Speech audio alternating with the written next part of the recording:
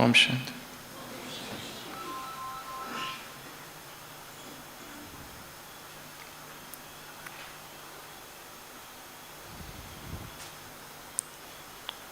किसी व्यक्ति के दो बेटे थे। एक जो था वो संपूर्ण आशावादी और दूसरा जो था वो संपूर्ण निराशावादी। जो निराशावादी था उसे हर चीज़ में उदासी ही नज़र आती थी। जो निराशावादी था वो अच्छी से अच्छी चीज़ में कोई ना कोई दोष ढूंढ ही लेता था। उसके लिए दिन भी दो लंबी लंबी रातों के बीच का एक छोटा सा समय था। और जो आशावादी था वो हर निराशा से, हर अंधकार में प्रकाश की कोई ना कोई किरण ढूंढ ही लेता था। दिवाली नज़दीक थी। उसने सोचा एक प्रयोग किया जाए उस पिता ने। और वो जो निराशावादी था, पिता सोचता है कि उसके मन में कुछ तो मैं करूं जो आशा के दीपक जगे। उसके कमरे को वो फूलों से भर देता है, सुगंध से भर देता है, मिठाइयों से भर देता है, खिलौने से भर देता है, दिवाली के फुलझड़ियाँ पटाखे से भर देता है, दिए से भर देता है और सोचता है अभी देखता हूँ क्या होता है। और दूसरा जो बेटा होता है जो कि आशावादी है, उसके कमरे को घोड़े का जो मल है, जो लीद है, उस घोड़े के लीद से भर देता है जिसमें पूरे कमरे में केवल बदबू ही बदबू है। 2 घंटे के बाद वो पिता अपने पहले बेटे के पास जाता है जो कि निराशावादी है। वो एक कोने में बैठा है और दुखी है। पिता उससे पूछते हैं, क्या तुम खुश नहीं हो? वो कहता है, कैसी खुशी और काहे की खुशी? पिता कहते हैं, इतनी अच्छी अच्छी मिठाइयाँ रखी है। वो कहता है, ये मिठाइयाँ नहीं, जहर है, ये खाऊंगा तो बीमार तो पड़ना ही है। पिता कहते हैं, इतने अच्छे अच्छे खिलौने रखे हैं। वो कहता है, कौन से खिलौने? हाथ लगाने से टूट जाते हैं, कभी भी गिर सकते हैं। पिता कहते हैं, दिए रखे हैं। वो कहते हैं, दिए तो बस तब तक है जब तक तेल है, दिए भी बुझ जाएंगे, क्या फ़ायदा ऐसा दियों के। पिता कहते हैं, तुम्हारे लिए ये फटाके फुलझड़ियाँ रखी है। वो कहता है, क्या आप मुझे मारना चाहते हो?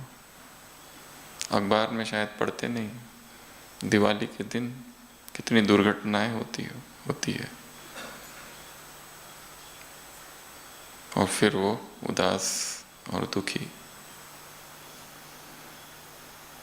पिता कहते हैं, फूल? वो कहते हैं, शाम तक तो मुरझा जाना ही है इनको।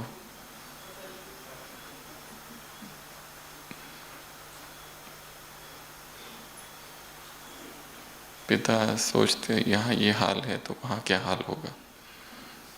जहाँ पे गंदगी है, वो दरवाज़ा खोलता है, दूसरे बेटा जिस कमरे में है, तो दूसरा बेटा खुशी में नाच रहा है। पूरे कमरे में घोड़े की लीद है, तो वो लीद को निकाल निकाल के कुछ खोज रहा है। पिता उससे कहते, तुम क्या कर रहे हो?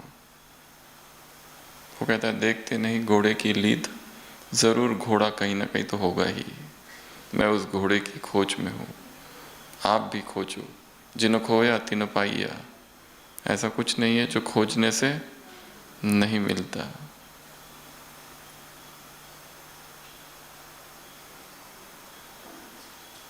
निराशावादी को हर फूल में कांटे दिखाई देते हैं,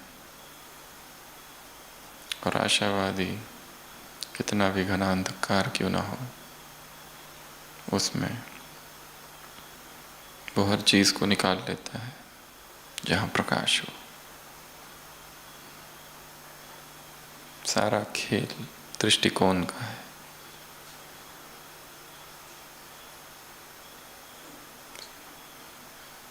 वैसी ही दो परिस्थितियों में दो व्यक्ति के अलग अलग दृष्टिकोण होते हैं, और उसी अनुसार उनका जीवन बढ़ता है। आज की मुरली वृत्ति, वाइब्रेशन और वायुमंडल, ट्रायंगल, और तीनों को क्या बनाओ, बीच में पी, पावरफुल। जैसी वृत्ति होगी वैसे वाइब्रेशंस, और वैसा ही क्या बनेगा, वायुमंडल।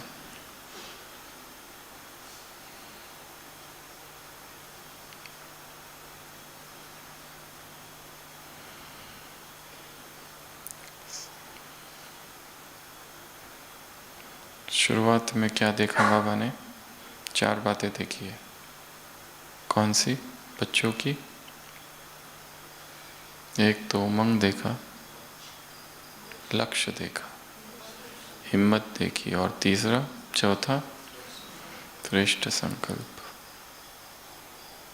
हिम्मत, श्रेष्ठ संकल्प और लक्ष्य। उमंग भी देखा और सुना भी, देखा भी और सुना भी, मन का उमंग। ये चारों ही चीजें चाहिए सफलता के लिए।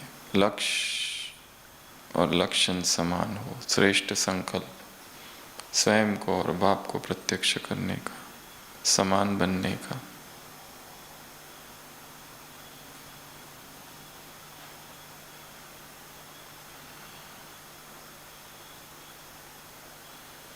मीटिंग्स है, 3 ग्रुप है, तीनों ग्रुप से बाबा मिल रहे हैं,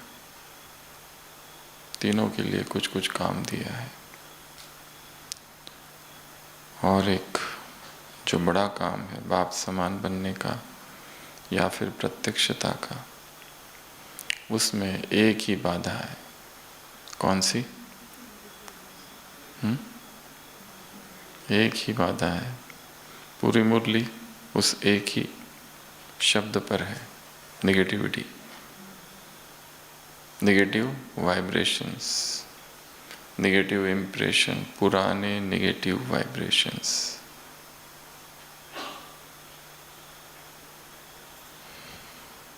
और इससे मुक्त होने की कुछ विधियां बताई। तो इस क्लास में हम 2 बातें डिस्कस करेंगे। एक तो जो मुरली में भी बाबा ने कहा है, इससे कुछ फ़ायदा है क्या? फ़ायदा नहीं है। नुकसान क्या क्या है? और दूसरा, इससे मुक्त कैसे हो?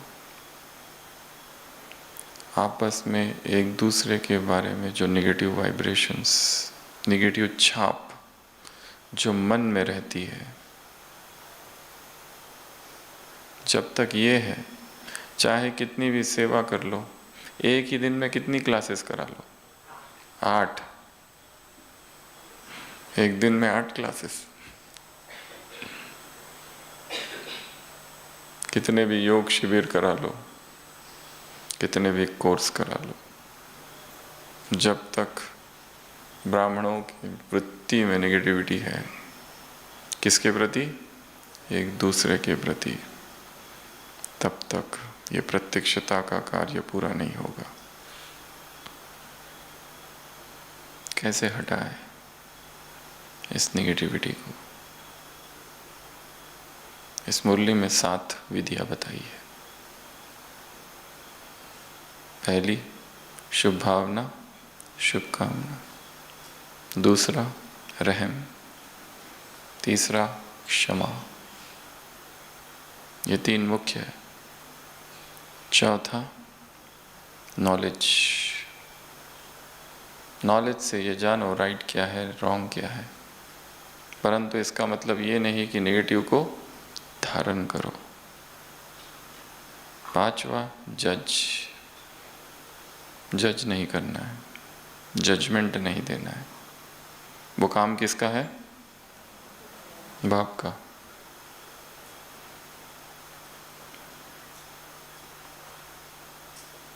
छठवा, बीती को बिंदी लगाओ।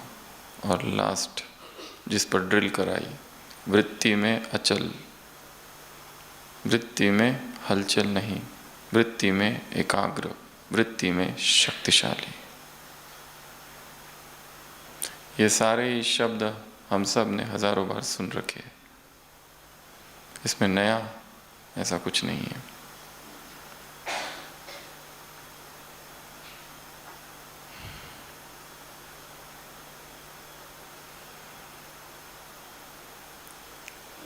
प्रश्न ये है कि ये जो बातें गिनाई, इसको कैसे जीवन में लाए, कैसे धारण करें।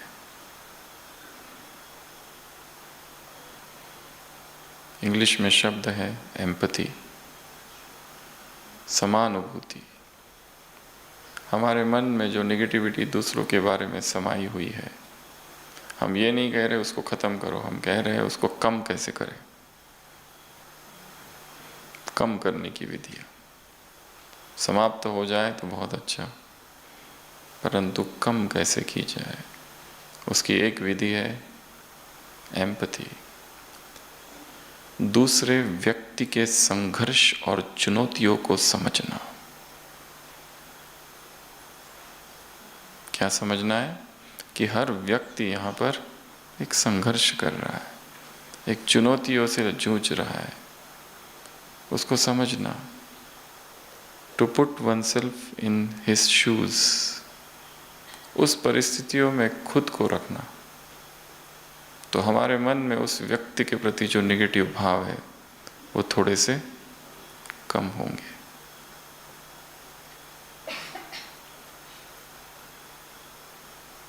दूसरा है गॉसिप्स, चुगली करना, झरमोई झगमोई करना, ऐसे व्यक्तियों के साथ रहना कि वहाँ जाते ही एक दो की हंसी उड़ाते हैं, निंदा करते हैं, और उसमें नेगेटिविटी न चाहते हुए भी भीतर प्रवेश कर जाती है। तीसरा है कंप्लेन,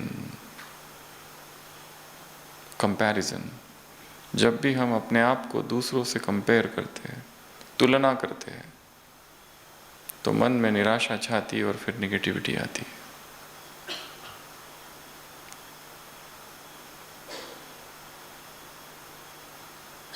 हर व्यक्ति की अपनी एक यात्रा है, हर व्यक्ति अपनी यात्रा पर है, हर व्यक्ति अपनी क्षमता अनुसार द बेस्ट कर रहा है। हमें वो दिखाई नहीं देता है।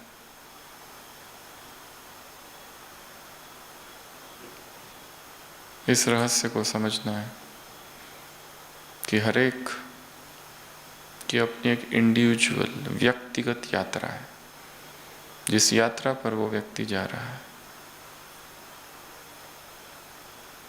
दूसरा, अगला, नेगेटिव इन्फ्लुएंसेस, मीडिया, वायुमंडल, ऐसे कुछ व्यक्ति जो नेगेटिविटी से भरे हैं। हमें अगर अपने आप को बचाना है तो ऐसे इन्फ्लुएंसेस से, वातावरण से अपने आप को दूर रखना होगा। उसके बाद ग्रैटिट्यूड। जैसे ही हम धन्यवाद का भाव प्रकट करते हैं तो मन से उस व्यक्ति के प्रति नेगेटिविटी कम होने लगती है। नहीं तो न चाहते हुए भी, विलिंगली अनविलिंगली, कहीं ना कहीं कोई ना कोई नेगेटिविटी अंदर घुस जाती है। तो मुरली की तरफ आते हैं। 7 बातें। सबसे पहली शुभ भावना और शुभकामना।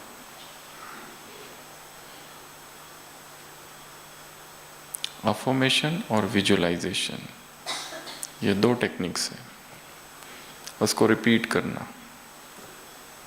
उसको विजुअलाइज करना, अपने आप को विजुअलाइज करना कि हम उस स्थिति में पहुंचे हैं जहां पर दूसरों के लिए नेगेटिविटी हमारे मन में पूरी तरह से खत्म हो गई है। अफर्मेशन, बार बार रिपीट करते रहना, रिपीट करते रहना।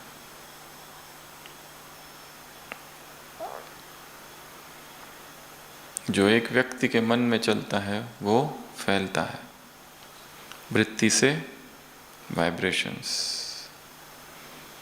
एक राजा होता है, वो जाता है जंगल में और कुछ कारण से अपने दल से बिछड़ जाता है, अलग हो जाता है। गांव में पहुंचता है, किसी आदिवासी क्षेत्र में। बहुत भूख लगी है उसे। वहाँ के लोग उसे कुछ फल देते हैं। वो पूछता है क्या ये फल मीठे हैं? वो लोग कहते हैं यहाँ के सभी फल मीठे हैं, यहाँ तक कि जो स्वाभाविक रूप से कड़वे फल है वो भी यहाँ पर मीठे हैं। राजा को आश्चर्य होता है, ऐसे कैसे हो गया? वो कहते हैं कि हमारा जो राजा है वो न्याय प्रिय है, हमारा जो राजा है वो धर्म का प्रतीक है, पर्याय है, और उसकी वजह से यहाँ की प्रजा भी वैसी हो गई है और उसकी वजह से यहाँ की प्रकृति पर भी प्रभाव पड़ा है। तो यहाँ पे जो कड़वे फल थे वो भी मीठे हो गए हैं। राजा को बहुत खुशी होती है, पर उनको पता नहीं कि ये राजा है, और ना ही राजा अपनी आइडेंटिटी रिवील करता है, और बहुत प्रसन्नता से लौटता है अपने राज्य में गर्वित। पर धीरे धीरे यह गर्व अहंकार में परिणित हो जाता है।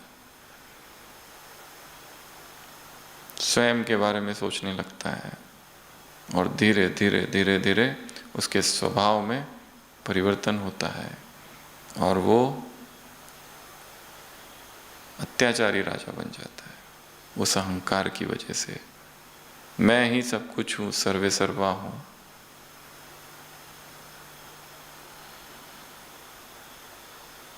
कुछ समय बाद फिर उसी जगह पर जाता है, उसी गांव में, उन्हीं लोगों के पास।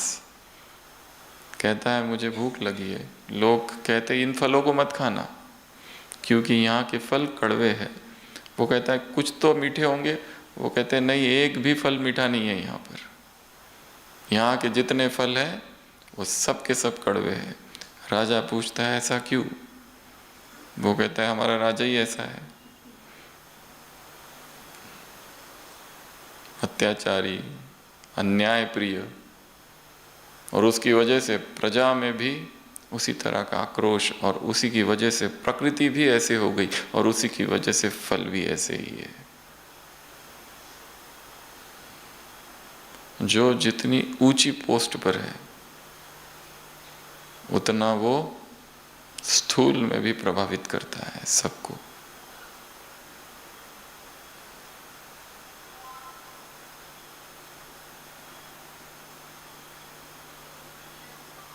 With higher power comes higher responsibility. जितनी ज़्यादा पावर उतनी अधिक जिम्मेवारियाँ।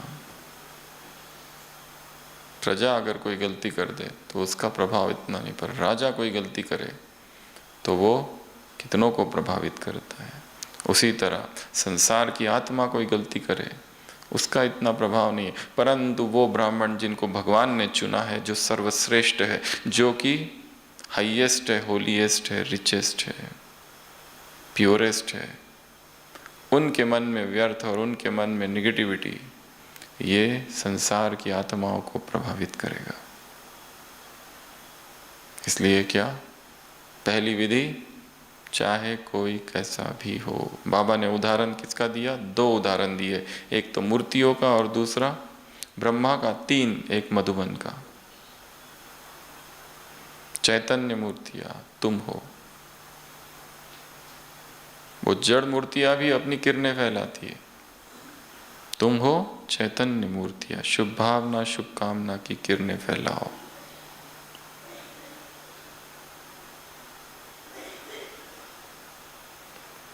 एक अभ्यास है सजगता का, माइंडफुलनेस, जो हमें स्वयं को ही बिना अटैचमेंट के अवलोकन करने में मदद करता है। सजगता।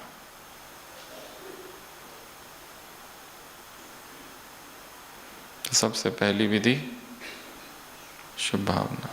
कोई कैसा भी हो, कोई कितना भी अवगुणी हो, परंतु बहुजन हिताय, बहुजन सुखाय, सबका कल्याण हो। क्योंकि निगेटिविटी रखकर हमने देख लिया क्या क्या मिला। निगेटिविटी से क्या क्या मिला?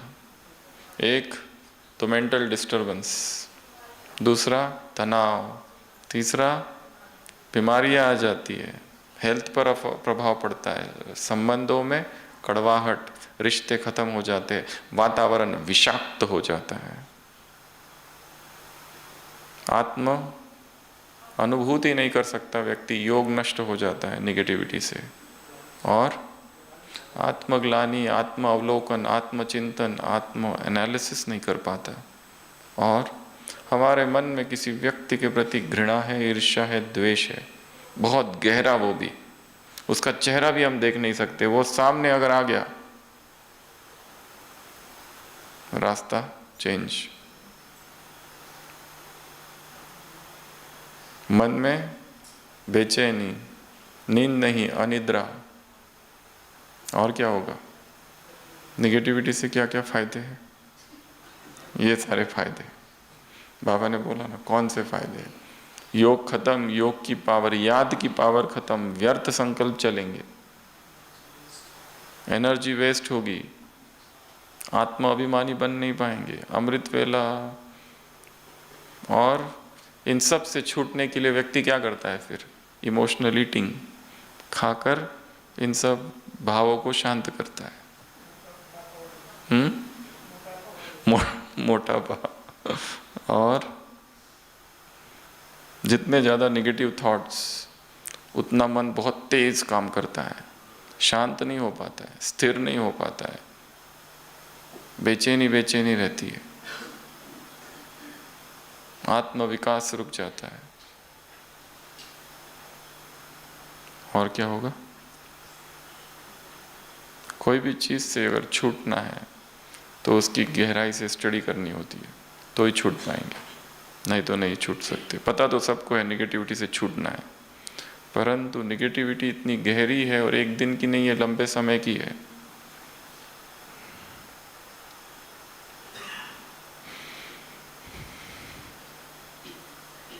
फिर वो व्यक्ति कुछ अच्छा भी करे, उसमें भी हमें बुराई ही दिखाई देती है, अवगुणी दृष्टि। वो उसे यदि सफलता यदि प्राप्त हो जाए तो उसके लिए भी हमारे मन में क्या होता है? निगेटिविटी, उस सफलता के लिए भी। तो जब किसी व्यक्ति से ईर्ष्या होती है और उस व्यक्ति की सफलता से ईर्ष्या होती है, वास्तव में वो ईर्ष्या व्यक्ति से नहीं सफलता से है, तो वो सफलता तुम्हारे पास भी नहीं आएगी। ये गहरा मनोविज्ञान है। तो सबसे पहले शुभ भावना शुभ कामना। दूसरी विधि बताई रहम, ब्रह्मा का उदाहरण दिया, रहम। हर व्यक्ति अपना संघर्ष लड़ रहा है, हर व्यक्ति की अपनी व्यक्तिगत यात्रा है। यदि हम ये दूर से देख ले तो उसके प्रति रहम आएगा।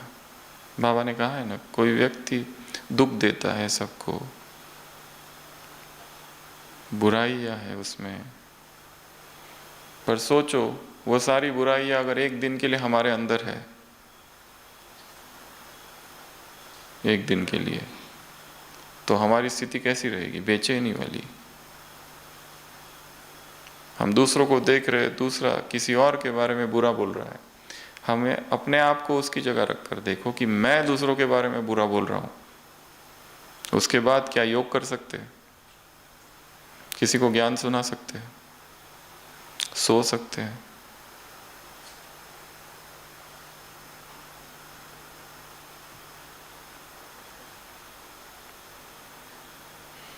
रहम, दया, करुणा, कंपैशन,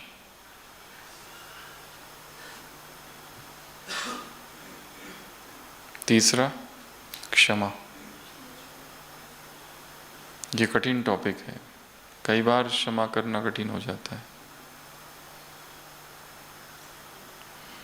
परंतु भावनात्मक शांति को यदि प्राप्त करना है, इमोशनल पीस, उसके लिए नहीं, स्वयं के लिए हमें आत्माओं को माफ करना होगा, चाहे उन्होंने कुछ भी किया हो। क्योंकि उस समय जब उन्होंने जो कुछ किया, हमें पूर्ण ज्ञान नहीं है उस चीज का। उनकी दृष्टिकोण से शायद उस समय वही सत्य था, सही था।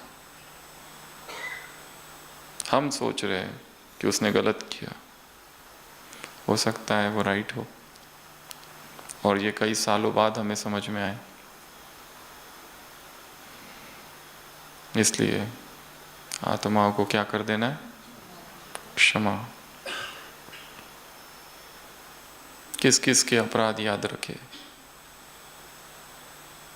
कोई कैसा भी हो, कितने ही विकर्म क्यों ना किए हो, कितनी ही ग्लानि क्यों ना की है, कितने ही अत्याचार क्यों ना किए हो, परंतु परम सुख तभी प्राप्त हो सकता है जब हम उसको बिना किसी शर्त के क्षमा कर दें। इसका मतलब ये नहीं कह रहे कि उससे फिर से दोस्ती, अगर हम उससे मेंटेन डिस्टेंस रखना चाहते हैं तो वो भी सही, परंतु वो अपनी यात्रा पर, हम अपनी यात्रा पर हमने मन से उसे माफ कर दिया है। उसे खत लिखो और उसको बोलो हमने तुम्हें माफ कर दिया, परंतु वो खत कभी पोस्ट मत करना, अनपोस्टेड, अनशेयर्ड। नहीं तो पोस्ट कर दोगे तो कुछ नया बखेड़ा खड़ा हो जाएगा, क्योंकि अगेन कांटेक्ट होगा, अगेन डिस्टरबेंस चालू होगा। इमोशनल, साइकोलॉजिकल, फिजिकल डिस्टेंसिंग, उस डिस्टेंस को मेंटेन करते हुए ही क्षमा। धीरे धीरे समय के साथ वो व्यक्ति, वो आत्मा फिर से आ जाएगी, परंतु नवीनता के साथ। इसलिए क्षमा, बेशर्त क्षमा, अनकंडीशनल पार्डन, फॉरगिवनेस।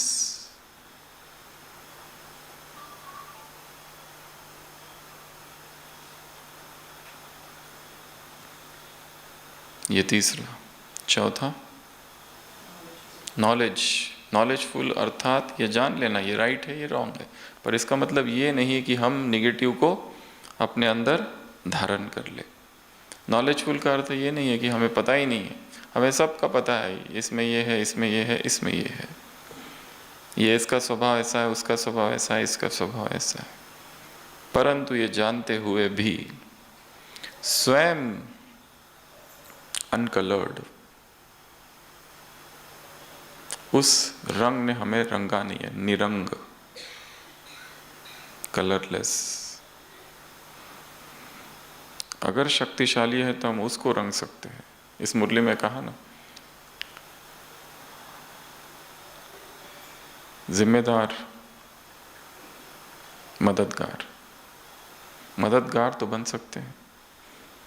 ये बातें बहुत ऊंची बातें हैं, इसको समझने के लिए भी, स्वीकार करने के लिए भी, सुनने के लिए भी अथाह धीरज चाहिए। इसलिए मुरली का जो टेक्स्ट है बहुत फिलोसॉफिकल है, सबके लिए नहीं है, बहुत हाई लेवल की प्यूरिटी इसको समझने के लिए चाहिए और धारण करने के लिए उससे भी ज़्यादा।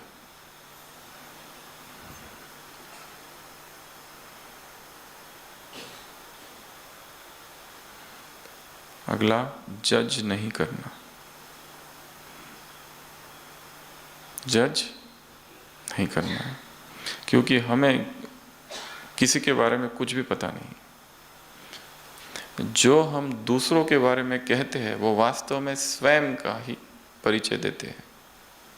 जो भी हम दूसरे के बारे में कहते हैं वो हम उसके बारे में कह ही नहीं रहे, और हम किसके बारे में कह रहे हैं? अपने बारे में। हम अपनी सूचना दे रहे हैं।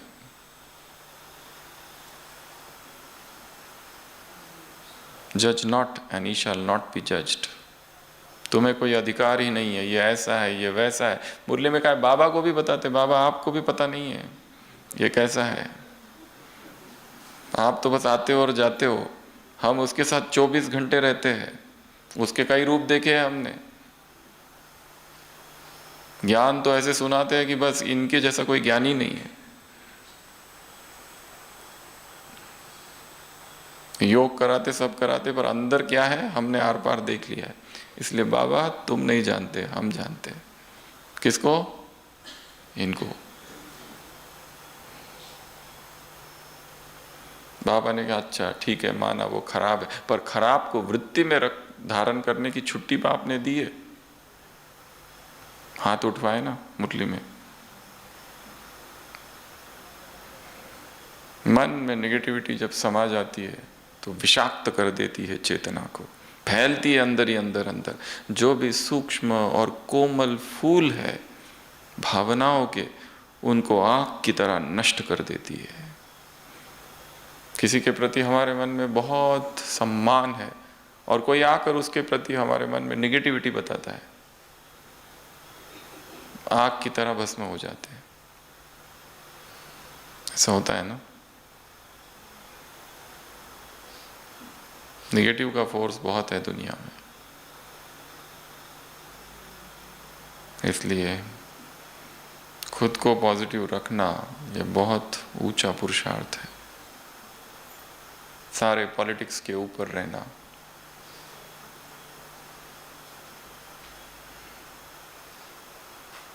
आए आए आए की दुनिया से परे रहना पुरुषार्थ है।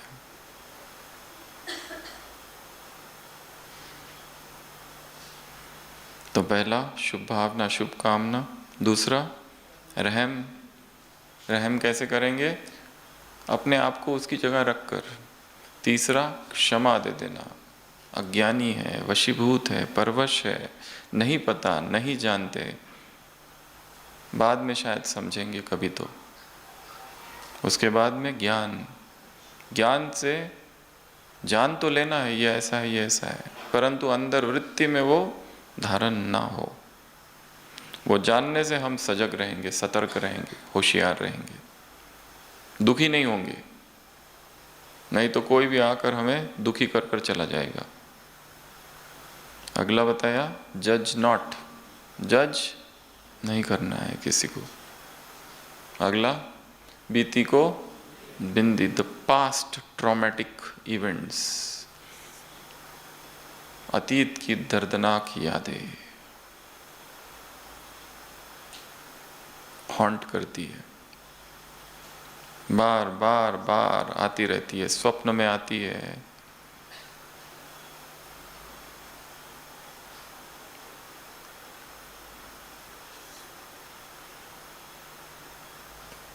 बाबा ने कहा उसको सोच कर क्या फायदा।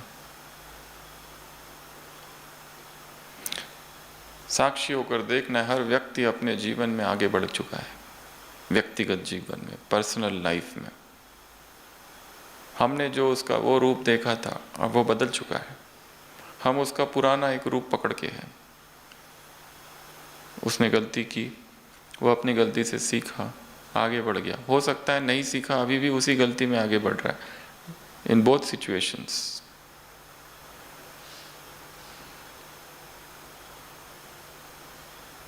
परंतु वो पास्ट का हम चिंतन करते रहेंगे तो हमारा टाइम वेस्ट होते रहेगा, एनर्जी वेस्ट होती रहेगी, हम वर्तमान में जी नहीं सकेंगे। इसलिए न्यू हैबिट्स फॉर्म करने हैं, न्यू दिनचर्या बनानी है, उस व्यक्ति के बिना जीने की दिनचर्या।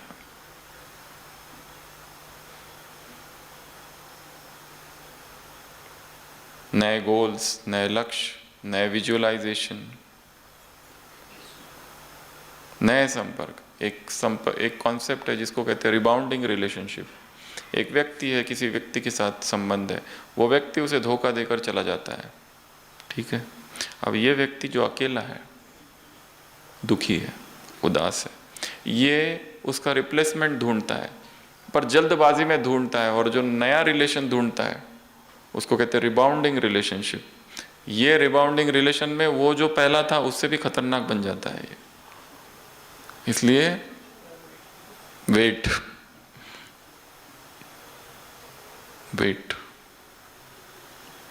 पहले जो है उसको ही सेटल करो। रिलेशंस बनाने बहुत आसान है, नए लोगों से जोड़ना, पर वो मेंटेनेंस कॉस्ट बहुत ज़्यादा है। इसलिए पहला तो प्रोसेस योर इमोशंस। जो इमोशंस है उसको थोड़ा प्यूरिफाई करना है, अवलोकन करना है, उसको देखना है। ये जो इमोशंस है इसका क्या करना है, कैसे इसको शुद्ध करें। उसमें कितना कुछ कुछ भरा है, दुख भरा है, बदले का भाव है,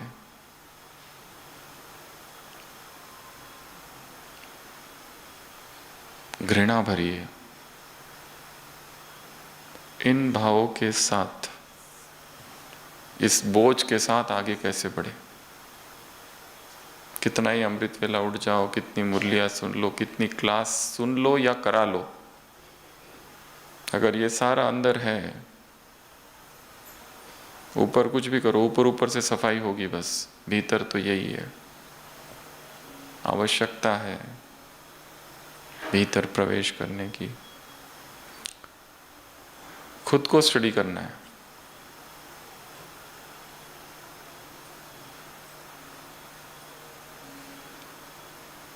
हर व्यक्ति को इसके लिए टाइम चाहिए, स्वयं के लिए टाइम निकालना है, क्योंकि ये सारे पेंडिंग काम हैं जो बचे हैं, बाकी है। लास्ट पॉइंट जिस पर ड्रिल कराई बाबा ने, वृत्ति को क्या करो, अचल बनाओ। अचल, एकाग्र, शक्तिशाली। अपनी वृत्ति को अचल, एकाग्र और शक्तिशाली बनाओ।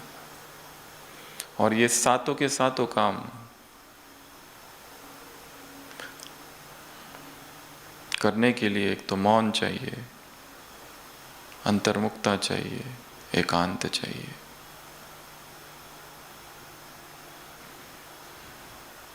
हम सबसे ज़्यादा शक्तिशाली किस अवस्था में रहते हैं? When we are most powerful, जब हम अकेले होते हैं। हर व्यक्ति अकेले में जितना पावरफुल होता है, अकेले जब वो कुछ करता है, अपने जोटे सोहर, खुद इनिशिएटिव, खुद इच्छा है। मुरली में कहा ना, लगन में मगन। तीसरा, मौन की अवस्था में, निराहार अवस्था में।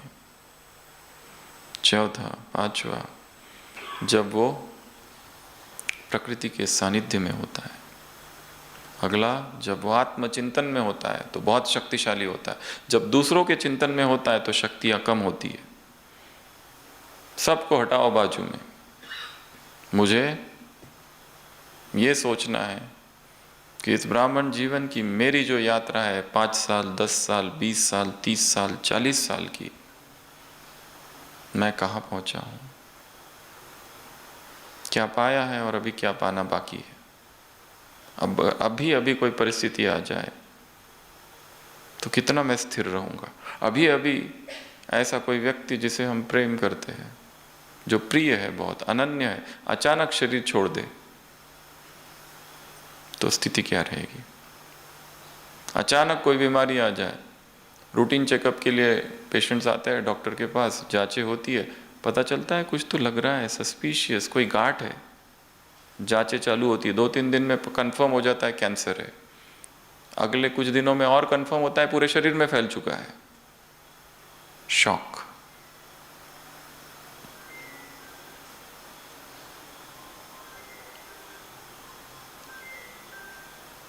इससे और एक चीज भी पता चलती है बीमारियों के विषय में। अचानक जिनको रोज हम देखते हैं ओपीडी में, व्यक्ति आता है अचानक शुगर 500, वो कहता है हमें तो कुछ हुआ ही नहीं, पता ही नहीं चला। मतलब हर व्यक्ति की सेंसिटिविटी कितनी कम हो चुकी है कि शरीर में इतना तूफान मच गया पर उसे पता ही नहीं। वो सेंसिटिविटी कितनी कम हो चुकी है। नहीं तो जितना हम स्वस्थ रहते हैं, थोड़ी भी कोई हलचल हो तो हमें तुरंत कैच करते आना चाहिए, पर यहां तो हम कैच ही नहीं कर पाते। जब टेस्ट और ये सब होता है उसमें पता चलता है, डॉक्टर आके बताता है। शरीर हमारा, बीमारियां हमारी, बताने वाले वो। एक व्यक्ति होता है बहुत बूढ़ा रहता है, 80-90 साल का, परंतु 40 साल का दिखता है, इतना स्वस्थ। लोग उससे पूछते हैं राज बताओ, राज बताओ, कभी नहीं बताता। राजा तक खबर जाती है, राजा अपने गुप्तचरों को लगाता है उसके पीछे, क्या राज है पता करके आओ, खाता क्या है। गुप्तचर उसके पीछे पीछे सुबह सुबह उठता है, किसी पहाड़ी पर जाता है और कुछ फल वगैरह खाते खाते लौटते हुए दिखता है। गुप्तचर सोचते हैं जरूर उस पहाड़ी पर कुछ तो है, कोई फल है जो ये खाता है, असाधारण फल, चमत्कारी फल। सैनिक जाते हैं, देखते एक पेड़ है जिसमें बेर का पेड़ है जिसमें बेर है, एकदम साधारण, जैसे नीचे होते वो सब जगह होते हैं। राजा को खबर करते हैं, राजा कहता है अच्छा, क्रोधित होता है, कहता है उसको बुलाओ वापस, दरबार में बुलाओ उस व्यक्ति को, 80 साल का जो बूढ़ा है उसको पूछते हैं तुम क्या खाते बताओ, इतने स्वस्थ कैसे दिखते हो। वो कहता है मैं एक चमत्कारिक फल खाता हूँ। राजा कहता है कहाँ है बताओ मुझे। वो कहता है चलो, ले जाता है ऊपर, कहता है यही वो झाड़ है, बेर, ये बेर मैं खाता हूँ ना, इससे मैं स्वस्थ हूँ। राजा क्रोधित होता है, कहता है ये कौन से, ये तो साधारण से बेर है, ये तो सभी खाते हैं, ये असाधारण कैसे हुए और तुम इससे इतने स्वस्थ कैसे हुए। वो कहता है ये जो मैं खाता हूँ ये इसकी वजह से नहीं, ये मेहनत का है, ये चढ़ने को 5 किलोमीटर और उतरना 5 किलोमीटर है ये मेहनत के फल है, मेहनत का फल है। तो जब व्यक्ति प्रकृति के सानिध्य में रहता है तब उसकी सेंसिटिविटी कुछ और तल की होती है और धीरे धीरे अप्राकृतिक जितना होता है पता ही नहीं चलता है उसके शरीर में क्या हो रहा है, अचानक एक दिन पता चलता है और तब तक इतना लेट भी हो चुका है।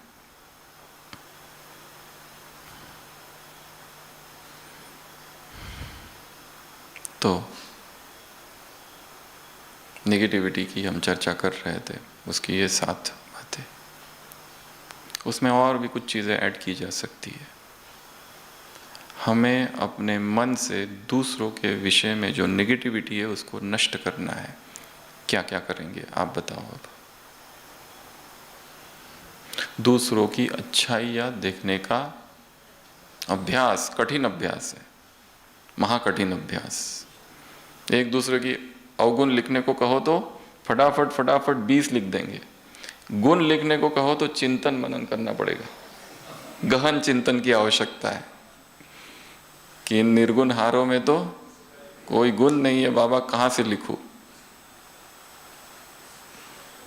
तो अवगुणों को ढूंढना एक।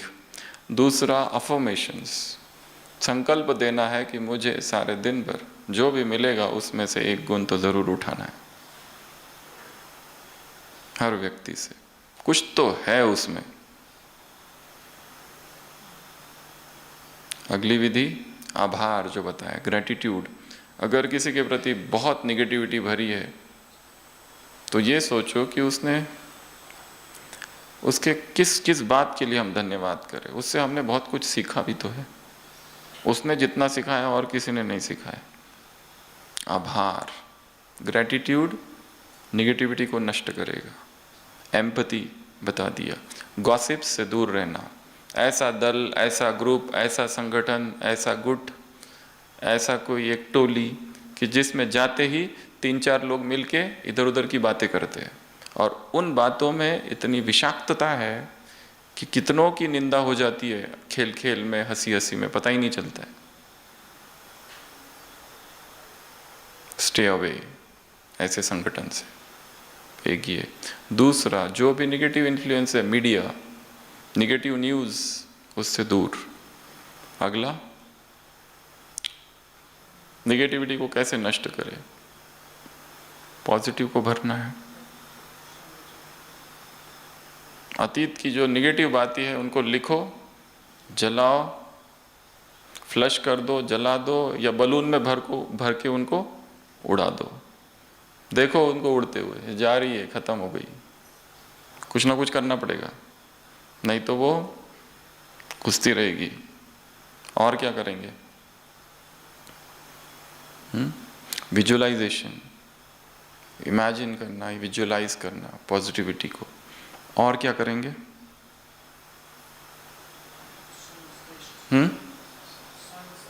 संग श्रेष्ठ, श्रेष्ठ संग, मुरलियों का संग, ज्ञान का संग, परमात्मा संग, प्रकृति का संग, जो जो श्रेष्ठ संग है, जहाँ जहाँ हायर वाइब्रेशंस है वहाँ वहाँ जाना है। हाईएस्ट वाइब्रेशन परमात्मा के है। प्रकृति के वाइब्रेशंस बहुत श्रेष्ठ है, निष्पाप निर्दोष है प्रकृति। उसके सानिध्य में जाके किसी पहाड़ के पास, पहाड़ को देखो, झील को देखो, चंद्रमा को देखो, निरागस है, प्रकंपन आएंगे। और लर्निंग एटीट्यूड, और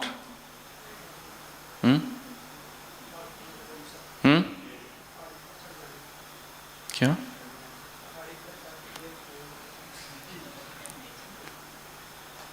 और क्या करेंगे? बुक्स, हाँ, बुक्स पढ़ना, अपनी भावनाओं को लिखना, जर्नलिंग, ये भी एक बहुत अच्छी, अपने आप को बिजी रखना कोई क्रिएटिव वर्क में, म्यूजिक, आर्ट, किसी ना किसी काम में, ताकि मन नीचे ना आए, क्योंकि मन का स्वभाव है नीचे आना। तो ये सारी विधियां है। मुरली की तरफ बढ़ते हैं। 3 ग्रुप है। एक स्पार्क का ग्रुप है, उसको क्या कहा बाबा ने? रिसर्च करो इसी टॉपिक पर। इंजीनियर्स का ग्रुप है, उनको क्या कहा? प्लान बनाओ। ट्रांसपोर्ट का ग्रुप है, उनको क्या कहा? Peace tour, peace tour. आत्माओं को कौन सी टूर कराओ? शांति की सैर कराओ। बहुत दुखी है, और इन तीनों ग्रुप को एक काम दिया है। कौन सा काम?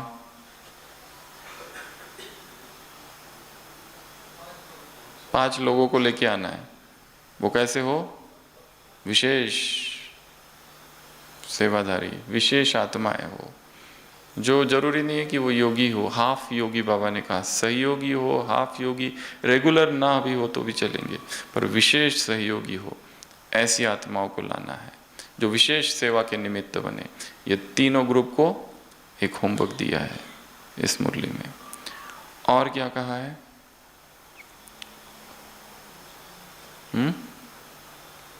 और क्या कहा है?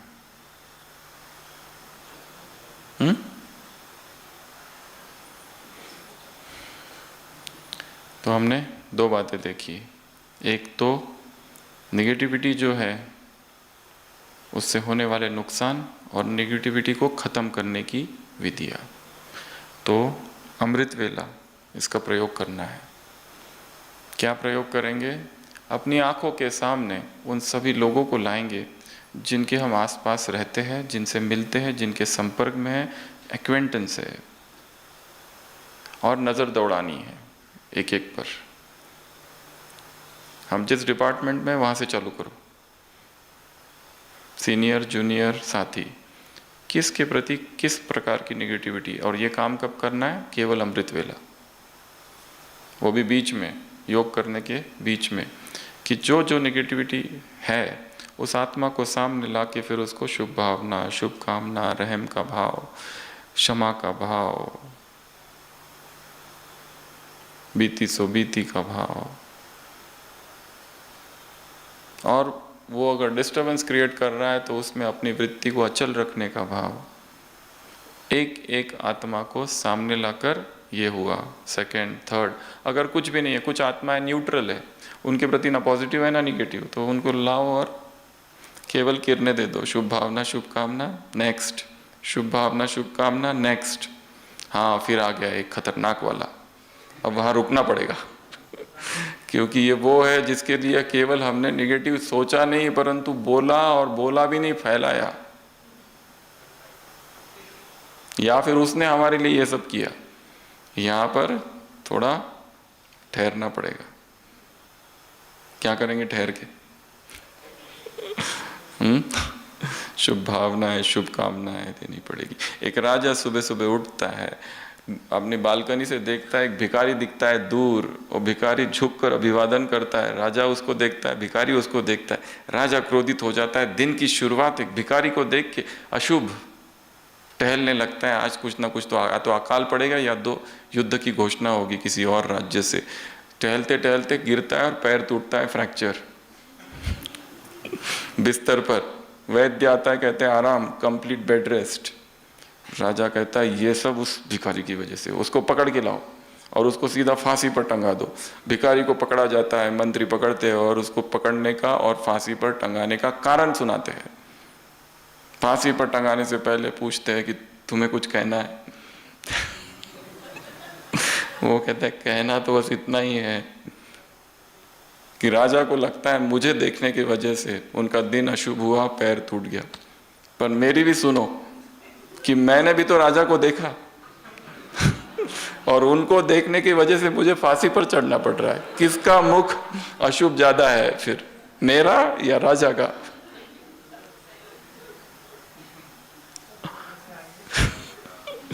तो मन में निगेटिविटी भर गई उस राजा के। तो जब भी मन में निगेटिविटी भर जाती है, हमारे निर्णय प्रभावित हो जाते हैं। किसी व्यक्ति के लिए निगेटिविटी, उसके प्रति जो जो हम निर्णय लेते हैं सब उल्टे उल्टे होने लगते हैं। वरदान में ज्ञान अर्थात समझ, समझदार धोखा नहीं खाएंगे, बुद्धि स्वच्छ क्लीन, ये नहीं कहेंगे ये कैसे हो गया। स्लोगन अनादि आदि संस्कार को क्या करो, स्मृति में लाओ, तो क्या होगा? अचल अडोल रहेंगे। ऐसे अचल अडोल रहने वाली आत्माओं को, ऐसे शुभ भावना शुभ कामना रखने वाली आत्माओं को, रहमदिल आत्माओं को, ऐसे क्षमा करने, क्षमा के सिंधु आत्माओं को, ऐसे नॉलेजफुल आत्माओं को, जज न करने वाली आत्माओं को, ऐसे बीती को बिंदी लगाने वाली आत्माओं को, ऐसे अपनी वृत्ति को अचल, एकाग्र, स्थिर और शक्तिशाली रखने वाली आत्माओं को, ऐसे मधुबन का भी उदाहरण दिया है। मधुबन का भी वायुमंडल, कोई भी आता है तो प्रभावित हो जाता है, तो दिल में छाप लग जाती है। सुनने से भूल सकते हैं परंतु वातावरण को शक्तिशाली बनाने वाली आत्माओं को, ऐसे वातावरण को निर्विघ्न बनाने वाली आत्माओं को, ऐसे उमंग में रहने वाली आत्माओं को, हिम्मत वाली आत्माओं को, श्रेष्ठ संकल्प वाली आत्माओं को, ऐसे श्रेष्ठ लक्ष्य वाली आत्माओं को, संकल्प बोल और कर्म को एक करने वाली आत्माओं को, रिसर्च करने वाली आत्माओं को, एग्जाम्पल बनने वाली आत्माओं को, शांति का आत्माओं को टूर कराने वाली आत्माओं को, ऐसे चैतन्य मूर्तियों को, हे चैतन्य मूर्तियाँ, ऐसे बोला ना बाबा ने, ऐसे चैतन्य मूर्तियों को, ऐसे ब्रह्मा बाप समान आत्माओं को, ऐसे ऐसे ऐसे हाँ गुड वाइब्रेशंस फैलाने वाली आत्माओं को, ऐसे वृत्ति वाइब्रेशंस वायुमंडल को शक्तिशाली बनाने वाली आत्माओं को, ऐसे क्या करने वाली? प्रत्यक्ष करने वाली आत्माओं को, स्वयं को प्रत्यक्ष करने वाली और बाप को प्रत्यक्ष करने वाली आत्माओं को, ऐसे ऐसे लक्ष्य और लक्षण को एक करने वाली आत्माओं को, ऐसे अचल अडोल रहने वाली आत्माओं को ऐसे, ज्ञानी आत्माओं को ऐसे, समझदार आत्माओं को ऐसे, हाँ, बुद्धि को क्लियर रखने वाली आत्माओं को ऐसे। ये कैसे हो गया मुझे तो पता ही नहीं, ऐसा न कहने वाली आत्माओं को ऐसे, हाँ, धोखा न खाने वाली आत्माओं को ऐसे, पॉजिटिविटी में रहने वाली आत्माओं को, निराशावाद को ख़त्म करने वाली आत्माओं को बाप दादा का याद प्यार, गुड नाइट और नमस्ते। हम रूहानी बच्चों की, रूहानी बाप दादा को याद प्यार, गुड नाइट और नमस्ते। हम